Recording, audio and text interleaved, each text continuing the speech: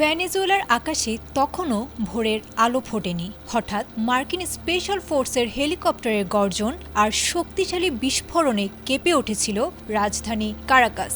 দক্ষিণ আমেরিকার ইতিহাসের অন্যতম দুঃসাহসিক সামরিক অভিযানে খোদ প্রেসিডেন্টের বাসভবন থেকে বন্দী হয়েছেন নিকোলাস মাদুরো এবং তার দীর্ঘদিনের রাজনৈতিক সঙ্গী সহধর্মিণী ভেনেজুয়েলার ফার্স্ট কমব্যাটেন্ট সিলিয়া ফ্লোরেস।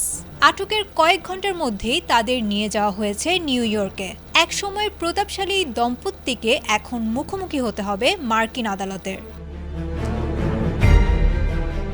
গণমাধ্যম CNN এর তথ্য মতে শুক্রবার রাতে মার্কিন কমান্ডো ইউনিট ডেল্টা ফোর্সের এই ঝটিকা অভিযান মুহূর্তেই ধুলোয় মিশিয়ে দিয়েছে ভেনেজুয়েলার রাজনৈতিক সমীকরণকে। ট্রাম্প প্রশাসন দীর্ঘদিন ধরেই মাদুরো সরকারের বিরুদ্ধে যুক্তরাষ্ট্রে মাদক পাচার ও গ্যাং সদস্য পাঠানোর অভিযোগ করে আসছিল। হোয়াইট হাউসের দাবি, এটি কেবল রাজনৈতিক বন্দী নয়, বরং একটি আন্তর্জাতিক নার্কো নেটওয়ার্ক বা মাদক চক্রের হোতাদের আইনের আওতায় আনা।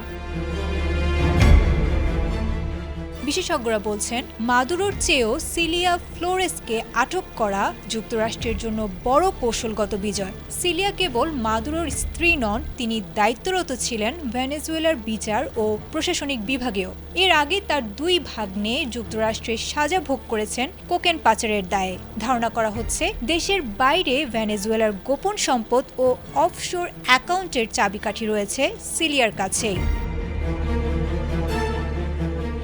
মার্কিন প্রেসিডেন্ট ডোনাল্ড ট্রাম্প মার এ লাগো থেকে দেয়া এক কড়া বার্তায় জানিয়েছেন, ভেনেজুয়েলায় গণতন্ত্র ও স্থিতিশীলতা না ফেরা পর্যন্ত দেশটি পরিচালনা করবে যুক্তরাষ্ট্র। এরই মধ্যে মার্কিন তেল কোম্পানিগুলো প্রস্তুতি নিচ্ছে ভেনেজুয়েলার অবকাঠামো মেরামতের। তবে কারাকাস থেকে ভাইস প্রেসিডেন্ট ডেলসি রদ্রিগেজের পাল্টা হুঁশিয়ারি এই উত্তেজনাকে নিয়ে গেছে ভিন্ন মাত্রায়।